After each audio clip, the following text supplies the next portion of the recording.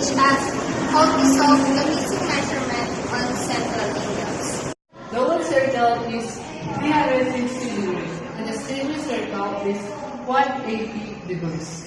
How to solve the addition of plane? The measurements of angle AC is 65 degrees and the measurements of angle ED is 35 degrees. The measurements of angle CD is 90 degrees because it is right triangle. Para malaman mo ang measurement ng angle AD, ipag-minus mo to sa 360 degree sa mga naging sagot mo sa angle AC and angle CD and angle DD.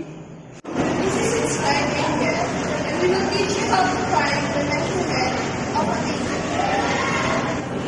This is our first example, and we will find the measurement of a missing angle. To find the measurement of an angle, we need to divide it by 2. So 150 divided by 2 equals 75. So now you know how to get the measurement of an angle. The next example is arc. How do we solve or find the measurement of arc? This is examples of the given of arc. The given is 45 degrees. 45 times 2 equals 90 degrees, and this is the answer of arc. I just wanted you to watch me dissolve.